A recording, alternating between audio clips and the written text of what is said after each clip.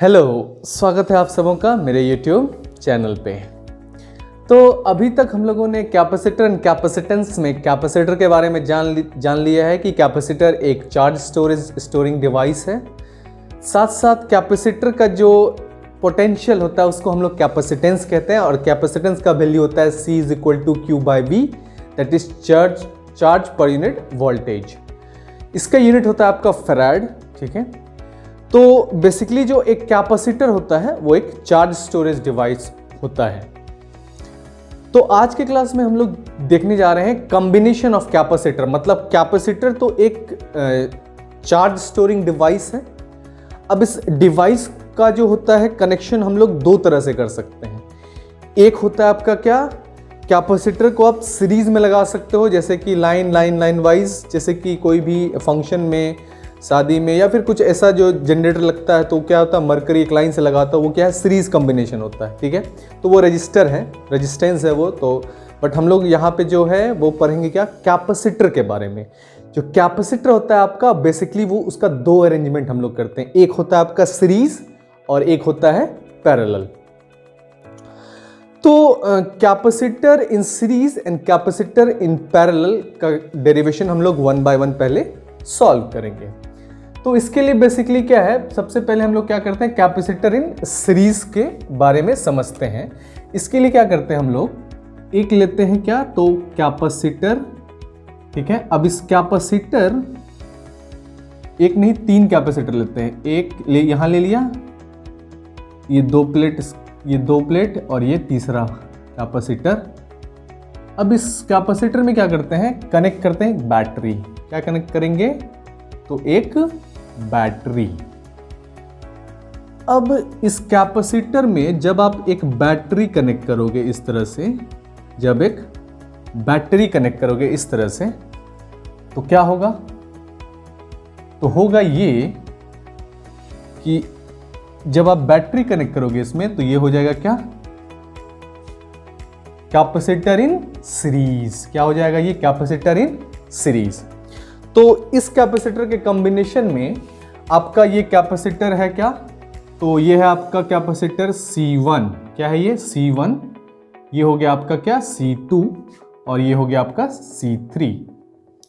अब इस तीनों कैपेसिटर में जैसे आप एक बैटरी V वोल्ट का कनेक्ट करोगे, क्या करोगे, V वोल्ट का बैटरी कनेक्ट करोगे, तो ये जो पॉजिटिव टर्मिनल है, कौन सा, बैटरी का जो ये पॉजिटिव टर्मिनल है और ये नेगेटिव टर्मिनल है, तो ये जो पॉजिटिव टर्मिनल है आपका किसका, इस बैटरी का, वो इस प्लेट का क्या है, इस प्लेट से क्या खींचेगा, नेगेटिव चार्ज को अट्रैक्ट करेगा, है कि नहीं। तो सपोज दैट कि इससे आप 4 नेगेटिव चार्ज आपका क्या है, ये निकल गया, तो यहां पे क्या वैक्यूम क्रिएट हो गया, एक्स्ट्रा नेगेटिव चार्ज, मतलब चार्ज एक्स्ट्रा पॉजिटिव चार्ज यहां पे आ जाएगा आपका, है कि नहीं, ठीक है। जैसे यहां से चार्ज नेगेटिव चार्ज को इस टर्मिनल का बैटरी जो हाई पोटेंशियल पे, पॉजिटिव पोटेंशियल पे, वो क्या करेगा, 4 इलेक्ट्रॉन को अट्रैक्ट करेगा। और जैसे ये अट्रैक्ट करेगा तो क्या होगा, यहां से इलेक्ट्रॉन निकलेगा। तो जब इलेक्ट्रॉन चार्ज कम हो गए तो कौन सा चार्ज ज्यादा हो जाएगा, पॉजिटिव चार्ज ज्यादा हो जाएगा, है कि नहीं। और वो जो पॉजिटिव चार्ज ज्यादा होगा तो ये क्या हो गया, आपका पॉजिटिव प्लेट हो गया, ठीक है। अब इसके बाद क्या है, ये इलेक्ट्रॉन चारों क्या है, ट्रेवल करते करते करते पहुंचेगा आपका इस प्लेट पे। तो ये इलेक्ट्रॉन जैसे इस प्लेट पे ये चारों इलेक्ट्रॉन पहुंचेगा तो इसका इलेक्ट्रॉन को ये क्या करेगा, फिर इसके इलेक्ट्रॉन को ये क्या करेगा, इस प्लेट के इलेक्ट्रॉन को क्या करेगा, वो पुश करेगा, मतलब रिपेल करेगा। तो वो रिपेल करके क्या होगा, चारों इलेक्ट्रॉन क्या हो जाएगा आपका, बाहर निकल जाएगा, है कि नहीं। और यहां एक्स्ट्रा क्या हो जाएगा आपका, 4 पॉजिटिव चार्ज एक्स्ट्रा हो जाएगा। आई बात समझ में। जैसे ये 4 इलेक्ट्रॉन इस प्लेट से, इस बैटरी क्या करता है, बैटरी एक डिवाइस है जो एक हाई पोटेंशियल डेवलप किया यहाँ पे पॉजिटिव प्लेट पे। तो जितना भी नेगेटिव चार्ज है वो पॉजिटिव प्लेट उसको अट्रैक्ट कर लिया, तो 4, सपोज दैट 4 इलेक्ट्रॉन यहाँ से निकल के यहाँ आ गया, तो यहाँ पे क्या हो गया, एक्स्ट्रा 4 पॉजिटिव चार्ज एक्स्ट्रा हो गया। अब उस 4 पॉजिटिव चार्ज जो आपका एक्स्ट्रा हुआ है उससे क्या कारण ये प्लेट क्या हो गया, पॉजिटिव प्लेट हो गया। अब ये चारों इलेक्ट्रॉन ट्रेवल करते हुए पहुंचा इस प्लेट पे, तो इस प्लेट पे जैसे ही इलेक्ट्रॉन पहुंचा तो इसके पास वाले प्लेट का जो 4 इलेक्ट्रॉन है उसको क्या करेगा, वो रिपेल करेगा। क्या करेगा, रिपेल करेगा। जैसे 4 इलेक्ट्रॉन को रिपेल करेगा वो बाहर निकल के चले जाएगा किस प्लेट पे, इस प्लेट पे चले जाएगा वो, ठीक है, इस प्लेट पे आ गया ये। अब क्या होगा कि ये इलेक्ट्रॉन इस प्लेट के इलेक्ट्रॉन को फिर क्या करेगा, 4 इलेक्ट्रॉन को रिपेल करेगा, तो यहाँ एक्स्ट्रा क्या हो जाएगा, 4 पॉजिटिव चार्ज एक्स्ट्रा हो जाएगा, है कि नहीं। फिर सेम ये इलेक्ट्रॉन यहाँ क्या हो, यहाँ पे पहुंच गया, बाकी आपका क्या हो गया, काम खत्म हो गया, ठीक है। तो ये जो है इस तरह से चलता रहता है कॉम्बिनेशन। तो इस कॉम्बिनेशन में क्या हुआ, सपोज दैट 4 नेगेटिव चार्ज निकला, मान लीजिए कि 4 कूलम का चार्ज निकला, तो 4 कूलम का चार्ज यहाँ पे पहुंचा, तो इससे 4 कूलम, इससे 4 कूलम, इससे 4 कूलम, तो यहाँ क्या है, आपका चार्ज कांस्टेंट है, ठीक है, चार्ज कांस्टेंट है। अब देखिए यहाँ पे V वोल्ट का बैटरी कनेक्टेड है, सपोज दैट 10 वोल्ट है, तो उसमें से सपोज दैट 3 वोल्ट यहाँ खर्च हो गया, 2 वोल्ट यहाँ खर्च हो गया और 5 वोल्ट यहाँ खर्च हो गया। तो इसलिए क्या है कि यहाँ इस सीरीज कॉम्बिनेशन में जो चार्ज Q होता है, Q जो होता है वो क्या होता है आपका, चार्ज वो कांस्टेंट होता है। चार्ज क्या होता है आपका, कांस्टेंट होता है। लेकिन इसमें क्या होता है, वोल्टेज ड्रॉप होता है। मतलब इस C1 में जो है वो कितना वोल्टेज लगेगा, तो सपोज दैट 3 वोल्ट यहाँ चला गया, तो उसको मान लेते हैं हम लोग V1, V1 is equal to 3 volt. फिर मान लो ये 10 वोल्ट का बैटरी है, तो इसमें अगर क्या है, 3 वोल्ट यहाँ खर्च हुआ, 4 वोल्ट यहाँ खर्च हुआ, तो फिर 3 वोल्ट यहाँ खर्च होगा। तो इस तरह से आपका V1 वोल्ट यहाँ, V2 वोल्ट यहाँ और V3 वोल्ट यहाँ। तो जब भी आप सीरीज कॉम्बिनेशन के बारे में पढ़ते हो, तो सीरीज कॉम्बिनेशन में क्या होता है, जो आपका चार्ज होता है वो क्या होता है, कांस्टेंट होता है कि नहीं, दिख रहा है यहाँ पे। और जो यहाँ पे वहां जो डिफर करता है वो क्या डिफर करता है, वोल्टेज, क्योंकि सीरीज कॉम्बिनेशन में क्या होता है, वोल्टेज धीरे धीरे घटता चला जाएगा, ठीक है, पूरा खपत हो जाएगा उसका। तो इसलिए यहाँ पे क्या है, डिफरेंट क्या है, वोल्टेज, सेम क्या है, कांस्टेंट, ये चार्ज। तो Q कांस्टेंट होता है, वोल्टेज क्या होता है, डिफर करता है, ठीक है, मतलब अलग अलग हो जाता है। और कैपेसिटर तो डिफर है ही, ठीक है, different capacitor, 4 microfarad, 5 microfarad, 6 microfarad, इस तरह से। तो यहाँ पे जो है डिफर कर रहा है वोल्टेज, इसलिए यहाँ पे क्या करते हैं, V इज इक्वल टू लेते हैं क्या हम लोग, V1 जो कि कैपेसिटर C1 के पास जाएगा, प्लस V2 वोल्टेज कहाँ चला गया, तो कैपेसिटर C2 में, और प्लस V3 वोल्टेज ये कहाँ चला गया आपका, तो कैपेसिटर C3 में। तो इसलिए जो V है, V1, V2, V3, ये क्या है आपका, वोल्टेज ड्रॉप है। क्या है आपका, वोल्टेज ड्रॉप है। आई बात समझ में। और ये वोल्टेज ड्रॉप जो है ये हुआ किसमें, C1 में चला गया V1 वोल्टेज, C2 में चला गया V2 वोल्टेज और C3 में चला गया V3 वोल्टेज। यहां तक क्लियर हम लोग। अब आपको पता है कि कैपेसिटेंस का फॉर्मूला क्या होता है, Q बाय V होता है, ये आप पढ़ चुके हो। कैपेसिटेंस इक्वल टू क्या होता है, Q बाय V होता है। तो V इक्वल टू क्या हो जाएगा, Q बाय C हो जाएगा। तो इसलिए जो आपका V इक्वल टू क्या हो जाएगा, V इक्वल टू क्या हो जाएगा, V इधर आ जाएगा, C इधर आ जाएगा, तो Q बाय क्या हो जाएगा, ये C हो जाएगा। तो V के जगह पे इसमें V की जगह एज इट इज रहने दो, ठीक है।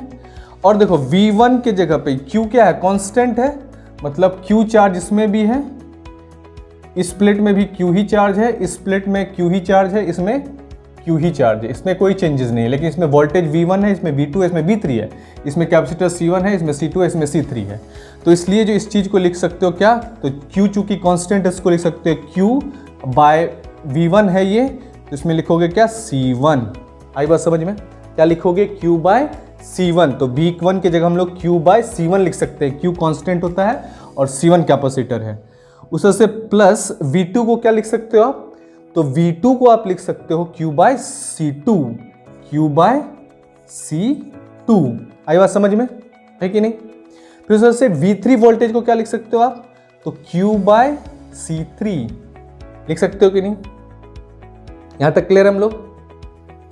फिर नेक्स्ट क्या है आपका, जो ये आपका Q by C1, Q by C2, Q by C3 में Q कांस्टेंट है, सेम टर्म है, इसलिए V में से क्या निकाल लोगे, Q को बाहर निकाल लोगे, ये हो जाएगा क्या, 1 bye C1 plus 1/C2 plus 1/C3। आई बात समझ में, है कि नहीं? ये हो जाएगा कि नहीं?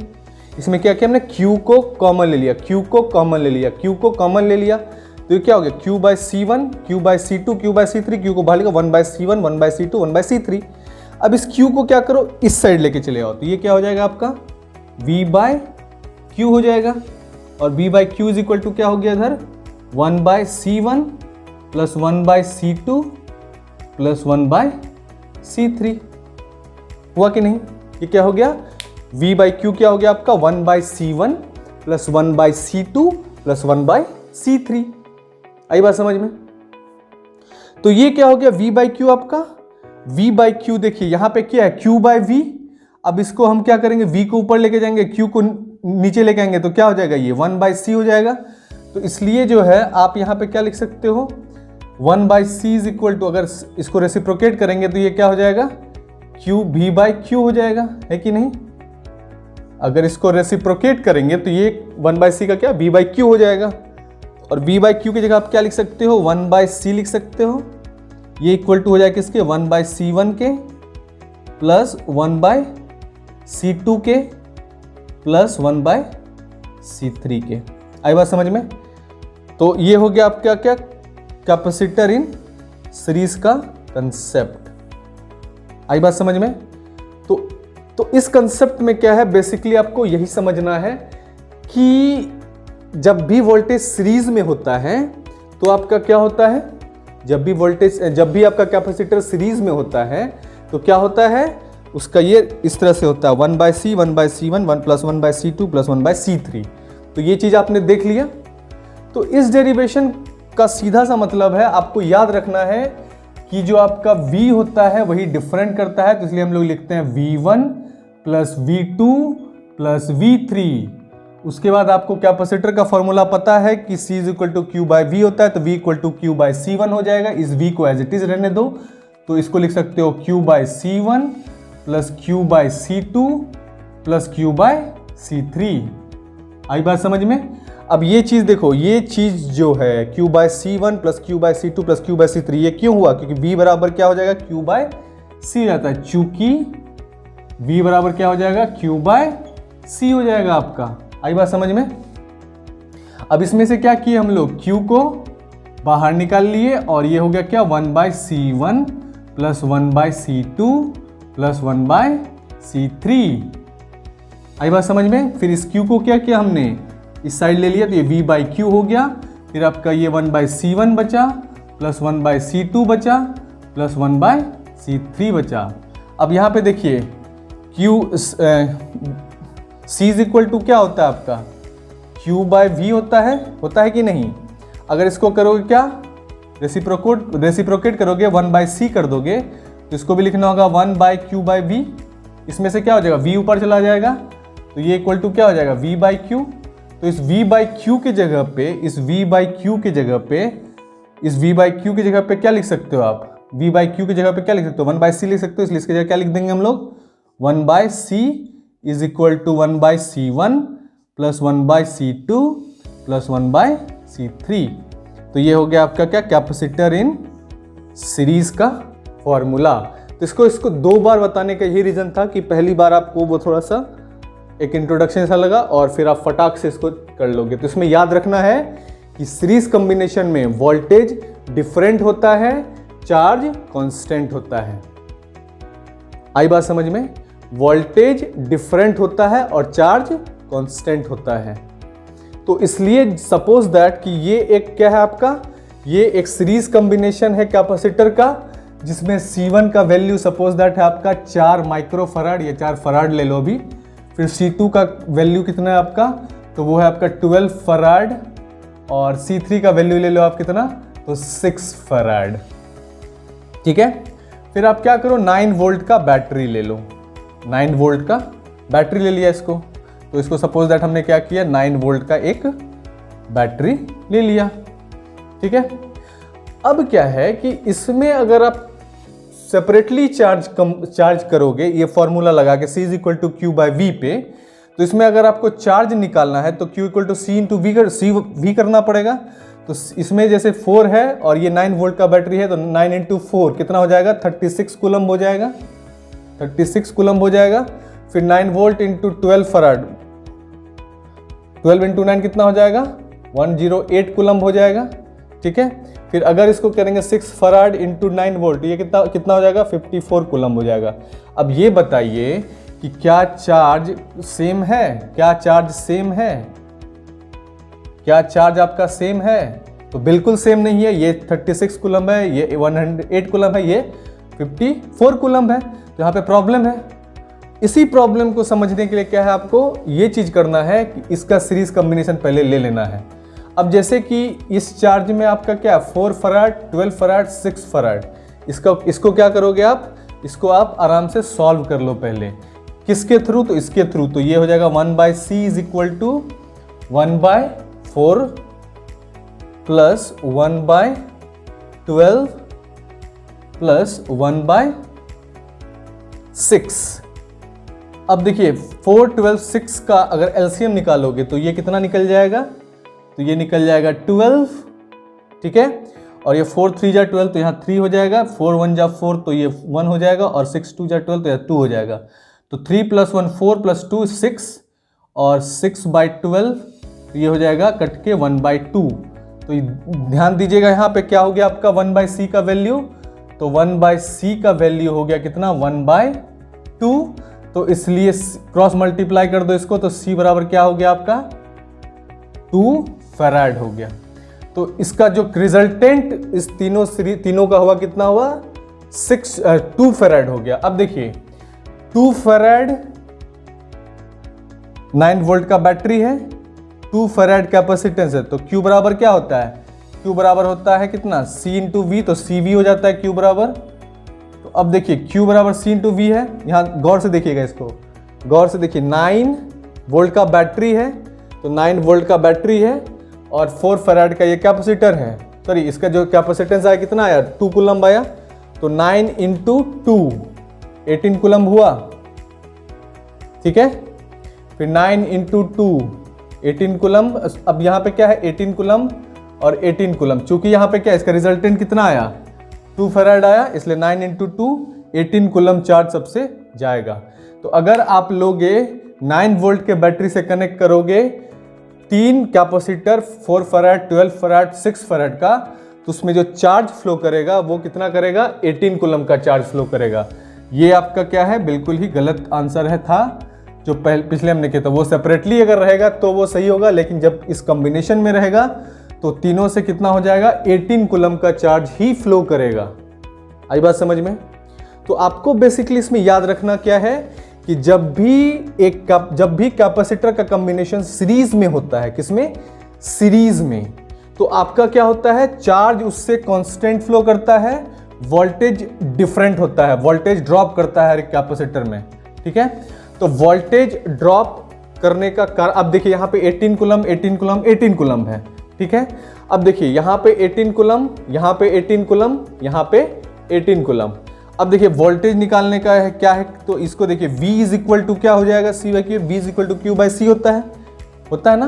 तो देखिए 18 Q था, इसमें 18 कूलम, और इसका C कितना है, 4 है ना। इसमें क्या है 18 कूलम और इसका C कितना है, 12 है, और इसमें क्या है 18 कूलम का चार्ज है और C कितना है, 6 है। अब देखिए इसको सिंपल सा कैलकुलेट कर लीजिए, कितना हो जाएगा ये, 2 9 जा 2 जा, तो ये हो गया 4.5 वोल्ट, यहाँ हो गया ये 4.5 वोल्ट, है कि नहीं। फिर यहाँ कितना हो जाएगा, 6 3 जा 18, 6 2 जा, तो 3/2 मतलब 1.5 वोल्ट आपका यहाँ हो गया। और फिर जाके देखिए 6 × 13 3 वोल्ट, यहाँ पे यहाँ हो गया 3 वोल्ट, तो 3 वोल्ट। तो यहाँ पे देखिए 4 + 4.5 + 1.5 कितना हो गया, तो 6, और 6 + 3 कितना हो गया, 9 वोल्ट। तो जब आप इसका वोल्टेज, इस कैपेसिटर C1 का वोल्टेज 4.5, C2 का वोल्टेज प्लस 1.5 और प्लस C3 का वोल्टेज प्लस 3 को ऐड करोगे तो इसका ऐड हो जाएगा टोटल 9 वोल्ट। तो एग्जैक्टली 9 वोल्ट का बैटरी लिए थे, तो कितना हुआ potential drop capacitance first capacitor के थ्रू, तो वो हुआ 4.5 वोल्ट। कैपेसिटर 2 के थ्रू कितना हुआ 1.5 वोल्ट, और कैपेसिटर 3 के हुआ 3 वोल्ट। तो इसलिए जो ये कॉम्बिनेशन है, इस कॉम्बिनेशन में आपका क्या है, चार्ज कांस्टेंट है 18 कूलम्ब का, इसका है 4 फराड, और इसका बैटरी का क्या है कंसेप्ट, 9 वोल्ट का बैटरी है। तो जो ये V1 है वो कितना हो जाएगा 18 V को Q/C होता है, तो 18 कूलम्ब का चार्ज फ्लो कर रहा है, उसमें बाय 4 करना है आपको, तो 18/4 जाता है 4.5। फिर V2 12 फराड है और 18 कूलम्ब है, तो 18/12 होता है 3/2 1.5, और C3 6 फराड है, तो 18/6 होता है 3 वोल्ट। तो 4.5 + 1.5 हो जाएगा कितना, ये हो जाएगा 6, और 6 + 3 कितना हो जाएगा 9 वोल्ट। तो एग्जैक्टली जो है ये होता है सीरीज कॉम्बिनेशन। तो किस तरह से देखा आपने कि सीरीज कॉम्बिनेशन में आपका जो है वो चार्ज कांस्टेंट होता है और वोल्टेज डिफरेंट होता है। चूंकि ये वोल्टेज डिफरेंट होता है और C = Q/V होता है, तो V = Q/C हो जाएगा। चूंकि चार्ज कांस्टेंट होता है तो Q/C1, Q/C2, Q/C3, इसमें Q को कॉमन निकाल लिया तो ये हो जाएगा 1/C1, 1/C2, 1/C3, और फिर इस Q को इधर ले आया तो V/Q = 1/C1, 1/C2, 1/C3, है कि नहीं। अब इसमें क्या है कि V/Q को आप क्या लिख सकते हो, तो V/Q को लिख सकते हो 1/C, इसलिए V/Q की जगह 1/C लिख दिए, तो 1/C1 + 1/C2 + 1/C3। तो ये था सीरीज कॉम्बिनेशन का डेरिवेशन और कुछ एग्जांपल्स। तो आई होप कि ये चीज आपको बिल्कुल अच्छी तरह से समझ में आ गया होगा। Is that clear. तो यहां पे you have to only understand these things whenever you are taking a series combination, then your voltage will remain constant and your charge will remain constant, and voltage will be different. When charge remain constant and voltage is different, you will take V is equal to V1, V2, V3. As we have seen in example, this 9 volt has been distributed into 3 parts, that is 4.5 volt, 1.5 volt and 3 volt. Okay, so this was the concept about the series combination. तो ये चीज आपको बिल्कुल अच्छी तरह से समझ में आ गया होगा थ्रू एग्जाम्पल, थ्रू डेरिवेशन। फिर मिलते हैं आपसे नेक्स्ट क्लास में, तब तक के लिए bye bye, see you in the next class and all the very best for your exam.